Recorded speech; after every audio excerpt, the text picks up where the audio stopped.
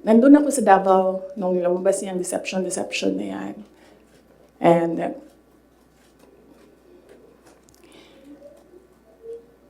iba-iba na yung reaction ng mga tiga Davao.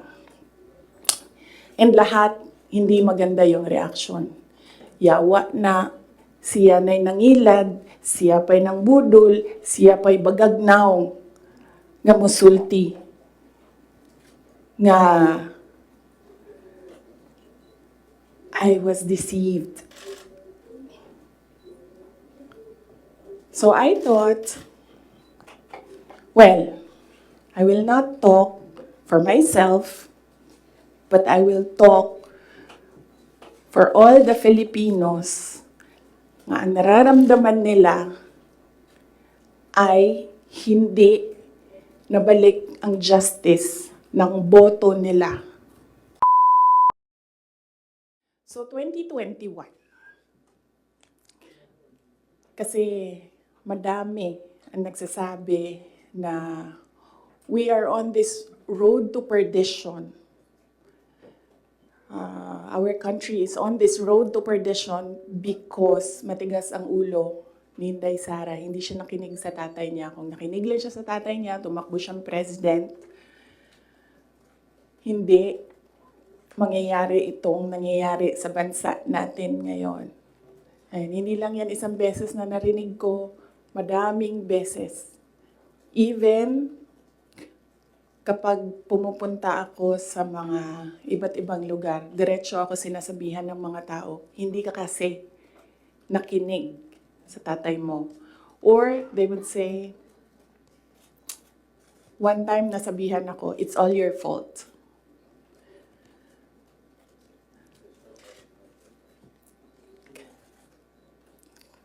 Alam nyo, kasi I don't like talking about my life.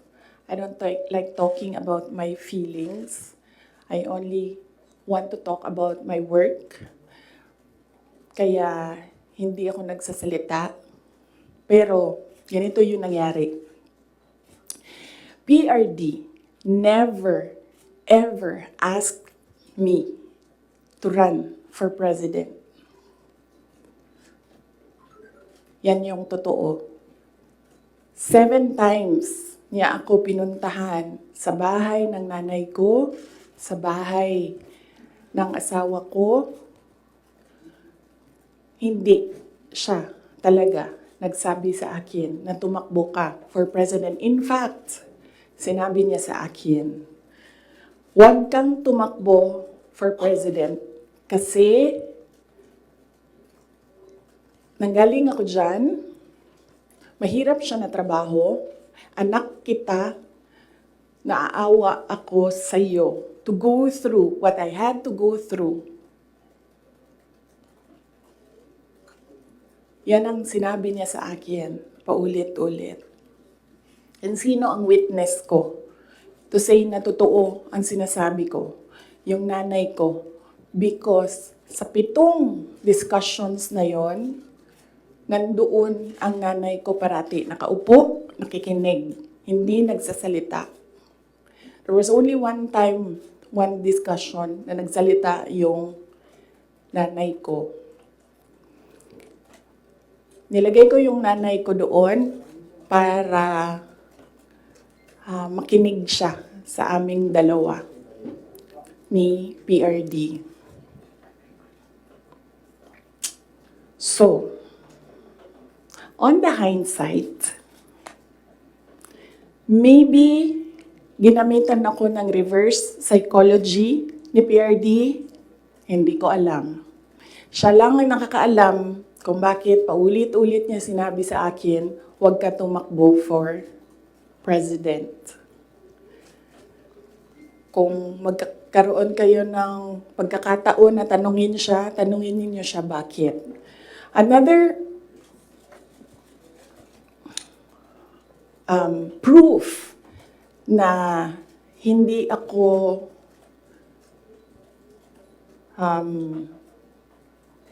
sinabihan ni PRD na tumakbong president. He left me document, 2 papers in a folder. Unfortunately, naiwan ko sa bahay namin ngayon. Dala ko siya dito sa Manila para ipakita sa inyo, pero naiwan ko siya sa bahay. Ang nakalagay doon, so maybe the next time na magkita-kita tayo lahat, dalhin ko siya. You can read, but you cannot take photos, cannot take videos of the document. Nakalagay doon, in gist lang. Sa left side, nagsasabi siya doon, hindi si PRD. Hindi si PRD ang sumulat nun, ibang tao. Nagsasabi yung tao doon, Sara should not run for any position. Dapat si Bongo ang tumakbong VP. Yun yung nakalagay sa left side na document. Nakalagay sa right side na document, Sara should not run for any position. She should endorse Bongo Rudy Duterte for President and Vice President. So yun yung proof ko. Yun yung dala-dala ni PRD na document nung very last meeting namin. Dala niya yung document na yon. So yun yung proof ko na hindi talaga nagsabi si President Duterte na tumakbo ako for president. And even if nagsabi siya, hindi din talaga ako tatakbo for president. Maaga ako nagsabi sa inyong lahat. Sabi ko, I don't know kung may mga media pa at the time na nandito ngayon. Sinabi ko, wag nyo na muna akong tanungin about the presidency para hindi pa ulit-ulit yung tanong. Antayin nyo na lang January 2021. Pagdating ng January 2021, paalam ko sa inyo ang decision ko. Tatakbo akong president o hindi. And true enough, January 2021, maaga ako nagsabi sa lahat, sa taong bayan, na hindi ako tatakbong president. Unfortunately, hindi naniwala lahat. Kasi sinasabi ninyo, yan yung track ni President Duterte. Hindi ako tatakbong president, hindi ako tatakbong president. And then, nag-substitute siya. But, yes, anak ako ni PRD, and yes, meron kayong nakikita sa akin na nakikita ninyo sa kanya. But I am a different person. Yung mga anak ninyo, hindi yan clones ninyo. Meron yan silang sariling pag-iisip, meron yan silang sariling kapasidad, meron yan silang sariling damdamin. Yun yung unfortunate part noong announcement ko noong January 2021 na hindi ako tatakbong president. Walang naniwala kasi sinabi nila, gagawin lang niya kung ano yung ginawa ng tatay niya. Hindi. Desisyon ko yun na hindi talaga ako tatakbong president.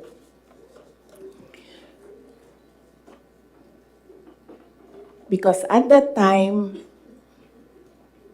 ang gusto ko at pangarap ng lahat siguro na mayors, 3 consecutive terms ka as mayor. Okay. So, klaro na yon. May questions doon? Yes, ma'am. Sino pong nagsabi sa inyo? Mike. Sino po yung nagsulat doon sa folder? Unsigned siya, walang pangalan, and I think sinadya nila na wag lagyan ng pangalan yung 2 letters kasi it was really a Sara bashing document. It did not say anything nice about me. So, I think sinadya nila na hindi sabihin sa akin kung sino yung sumulat ng dalawang documents. How did you feel, ma'am? How did you feel po when you seen those documents? Wala naman akong problema sa sarili ko. Alam ko kung anong kakayahan ko, alam ko kung anong kapasidad ko, alam ko kung ano yung kaya kong gawin. So kung ano man yung sabihin nila, nung dalawang tao na yon, hindi siya nakaka-apekto sa akin. Well, yes, yun. Sige. Why are you telling Sir. this? Good morning, Mikael of Reuters. Ma'am, why are you telling all these details to us now? What's the context? Ang context nito is the sit down that I promised everyone. Nagsabi ako na mag-sit down ako. Merong mga questions noon na sinabihan ko kayo na it needs a sit down. Pinut off ko yung sit down na yon. Sabi ko nga I don't like talking about my life. So hindi ko siya ginawa. Related siya sa letter A, PBBM's deception claim versus VP SD. So, kailangan ko kasi sabihin sa inyo ang simula hanggang ang huli. So, chronological order ko siya para maintindihan niyo yung kwento. So, yun.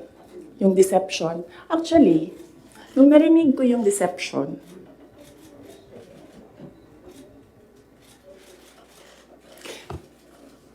naisip ko pa, hindi ko na siya sasagutin.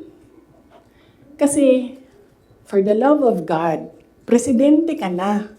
Importante pa ba yung nararamdaman mo? Di ba kapag presidente ka, hindi na importante yung pagod mo, yung luha mo, yung fatigue mo, yung stress mo, hindi na siya importante. Because when you are president, importante dyan yung nararamdaman ng taong bayan. Yung bansa. Yun yung naisip ko when I heard it na parang talagang may panahon ka mag-isip about deception ng isang babae dyan. Ang dami mong oras. Hindi ba dapat iniisip mo na yung mga taong gutom? Yung presyo ng gasolina? Yung darating na Christmas, kung sino yung maka-afford ng spaghetti, ng mango float, ng mga importante sa Noche Buena, ng mga bahay-bahay. Di ba yun yung... So may panahon ka talaga na mag-isip na, this girl. So, inisip ko, hindi ko nasasagutin. Sandali lang hindi ako nagko-cocaine. Pero sobrang lamig niya na yung sipon. Sir, mangingi ako tissue.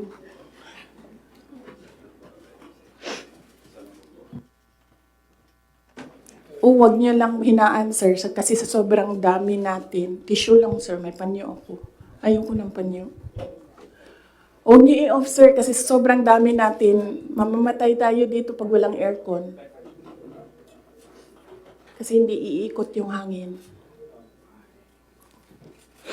Okay. Hindi ako umiiyak. Hindi ako nagko-cocaine. Malamig yung aircon. Okay. So yun. Hindi ko na siya sasagutin. Kasi naman, hindi naman siya mahalaga sa bayan. Pakialam natin sa kung anong nararamdaman ng president at vice president, di ba? Ako gani, sabi ni Saya pa, dawat-dawat raman na. Di ba? Dawat-dawat rana. Ako, ginatira ko nila kada adlaw. I am a subject of a Mega Millions PR attack. I am a subject of a House Committee hearing. Pero hindi na importante yung nararamdaman ko dyan. Ang mahalaga, matuloy namin sa Office of the Vice President kung ano yung sinabi namin na gagawin namin. Diba? So, I don't understand why we're talking about feelings. So, hindi ko na siya sasagutin. And then, sabi ng mga tiga Davao, nandun ako sa Davao nung lumabas yung deception na yan. And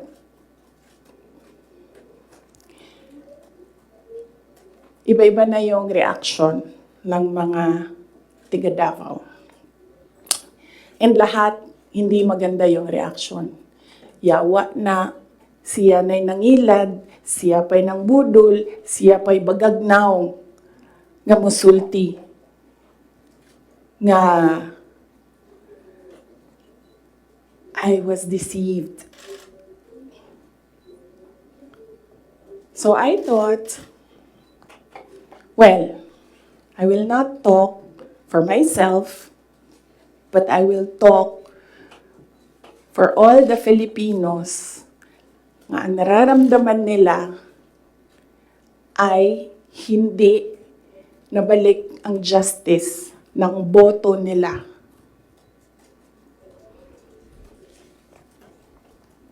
So yan yung context. Ang haba ng context. Okay? So nasaan ako? 2021 January. 2021 October, filing. Kita ninyo ako nag-file ng mayor.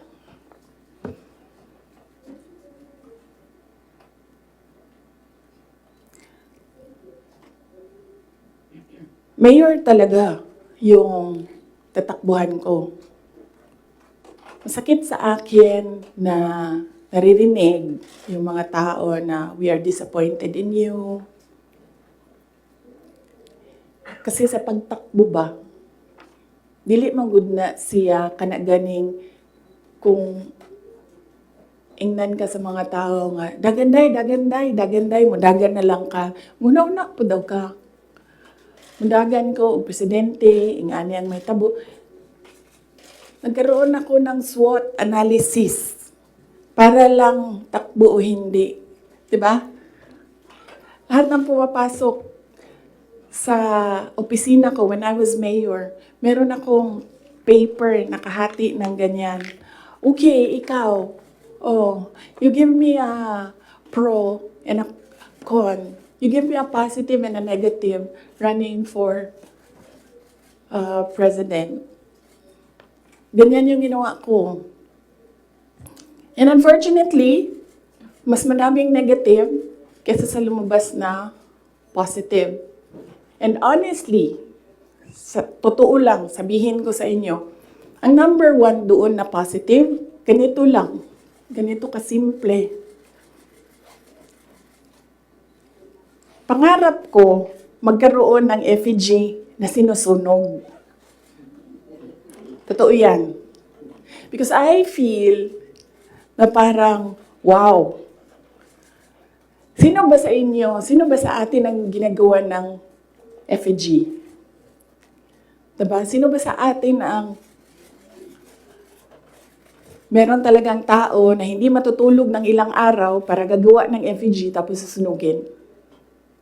Diba? So naisip ko, when I become president, meron akong effigy and susunugin nila and magpapapicture ako doon.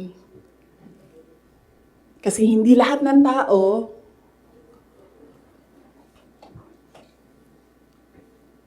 merong ganon sa buhay nila. And then another positive was, mapupuntahan ko na lahat ng sulok ng Pilipinas. Makikilala ko na lahat ng mga tao, mga kababayan ko sa Pilipinas. Mapupuntahan ko lahat ng mga bansa na madaming Pilipino na nagtatrabaho doon, na tumutulong sa ekonomiya natin dito sa bansa.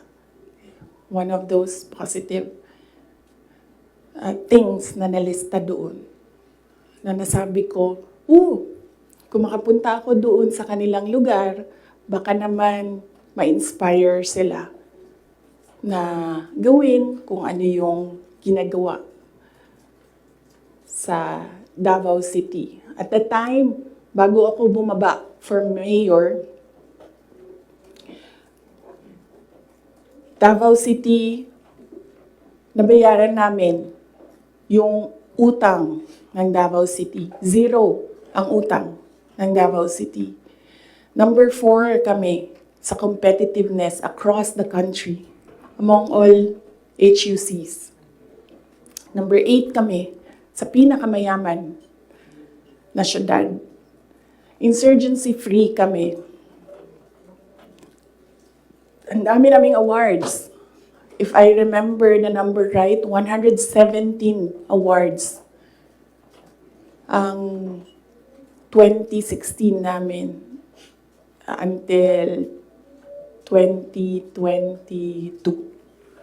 Ang mga recognition namin sa lahat ng ginawa namin sa Davao. Hindi na nila kami matalo sa most child-friendly city in the Philippines. Nag-Hall of Fame na kami sa Davao. So naisip ko, baka naman, kung mapuntahan ko yung ibang lugar, may isip nila na, pwede yan dito sa amin. That will improve the quality of life of our kababayans.